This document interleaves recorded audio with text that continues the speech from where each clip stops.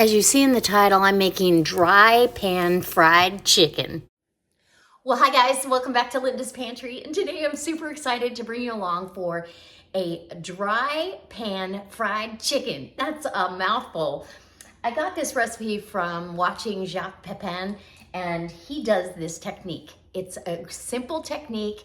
It is so easy and it's so good, and it's a hands-off kind of cooking method. So it's really great for a weeknight meal. And if you're working long hours or you're working late hours and it's hard for you to get dinner on the table at a decent time, then this is the recipe for you. And it heats up really, really well without being, have that leftover chicken taste. The skin will stay extra crispy. It's divine. Okay, come on in. I'm gonna show you how easy it is to do this. Okay, so I apologize for any shadows that might be happening. I'm gonna get my chicken prepped, and I get a few paper towels here.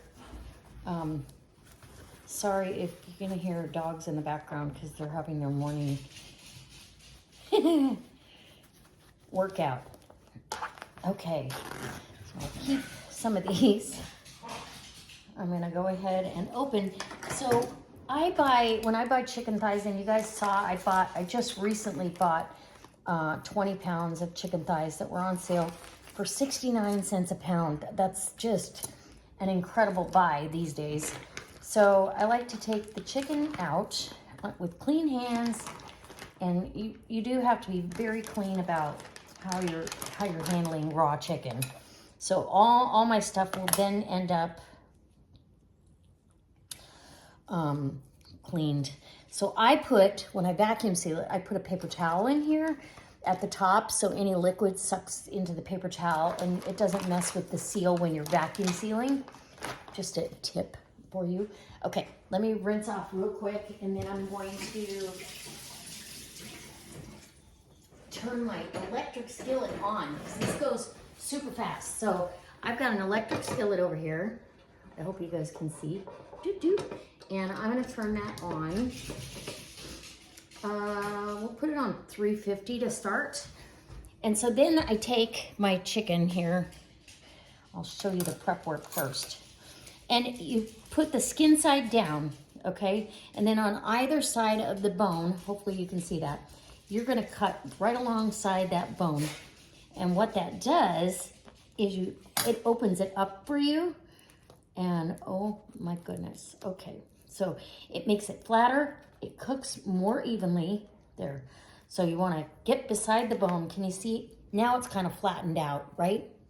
And that goes right in the pan. But first, with my clean hand, I'm going to salt and pepper this, because this is my hand for the knife work. Just lightly. And you can re-salt and pepper it, or you can wait till you turn it. You're gonna turn this chicken really only one time. So down in the pan it goes. My pan is already pretty hot, starting to sizzle, and I'm gonna do this thigh. Oh, these are partially, they're a little bit cold. That's okay. They will be just fine. Okay, another big flat piece. So, and you want all that skin. That skin is so heavenly when it's done. And salt and pepper, just that to me, on chicken and beef, you can't go wrong with salt and pepper. It's perfect. Into the pan, and I'm going to do 6 of these today. So 6 thighs is what will fit in my pan, and they will shrink up as they cook. So into the pan, after a little seasoning bath here, a little spa treatment. Okay. And I'm gonna rinse and repeat the next package, and you can see what's going on there. Skin side down. Okay, now all 6 pieces are in the pan. Absolutely no oil. You can use a non-stick pan. I've done it on the stovetop. I didn't have as good of luck. So if you've watched any of my meals that we've enjoyed this week kind of thing, I and I put the lid on. You're gonna put the lid on for 20 to 25 minutes, depending on the size of your thighs. Not mine, but these. Anyway, 20 to 25 minutes, then you're gonna take the lid off, turn them one time, and just brown the other side like for 5 minutes, and you're done. These thighs are done in no time. So while you're doing this, you can be prepping dinner, salad, whatever you're gonna have with it. It's super easy, and these are so good the next day, cold fried chicken. I like to cut it off the bone and have it on a salad. That's what I had yesterday, and that's what I'm having today. So, that being said, these are the easiest chicken thighs that you'll ever do, and they're juicy and wonderful, and they're better than, literally better than doing them in the air fryer, honestly. Okay, so like I said, I was doing them on the stovetop in a nonstick pan. They got too brown. That propane heat, it's pretty hot, even when you turn it down. Then it's kind of uneven on the pan. This little electric skillet, absolutely perfect. So if you don't have an electric skillet, I highly recommend it. I use it for absolutely everything in the kitchen, and I love having it out of the way. So if I have side dishes, or I'm canning, or I'm processing stuff on the stovetop, I still have a cooking vessel, and that I don't have to worry about. So I'll be back in 25 minutes. Okay, so here we go. About 4 minutes ago, I cattywampus the lid a little so the moisture in here can undo. But look at the amount of fat that the skin and the thighs render, and look at that. Crispy skin. So you turn them. Oh my gosh. And let me just tell you, this makes the most amazing gravy. Oh my goodness. This is my guilty pleasure. I'm serious. I just absolutely love this chicken. If I could thank Jacques Pepin right now, I would, in person. It would be awesome. They kind of tighten up on you a little bit. Sometimes they'll stay a little bit flatter. But this is going to go with the lid. I don't want it steaming the skin, so the lid is letting the steam out for another 5 minutes, and we're ready to serve it up.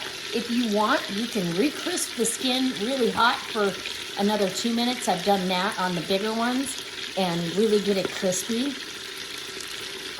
But yeah, you don't want it overly brown, so I'll be back when it's time to eat. Okay, so I just turned my pan off, and I did opt to do the skin for 2 more minutes to make sure it's super crispy. And oh my gosh, look at that. This is the best.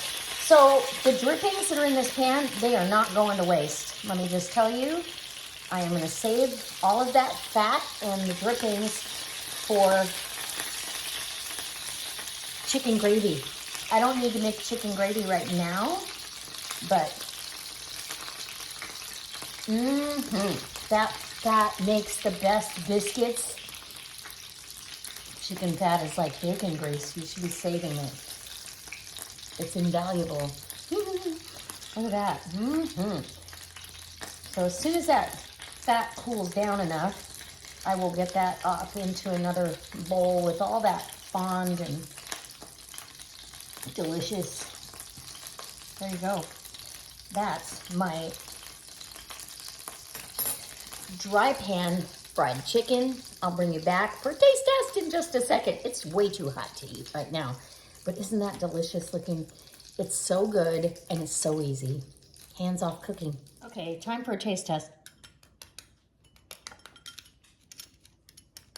Can you hear that? Crispy skin. Okay. Now, I normally don't want you to hear me chew, but you need to hear.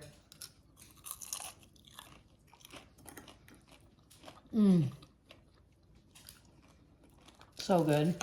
Perfectly seasoned. Perfectly cooked. Absolutely delicious.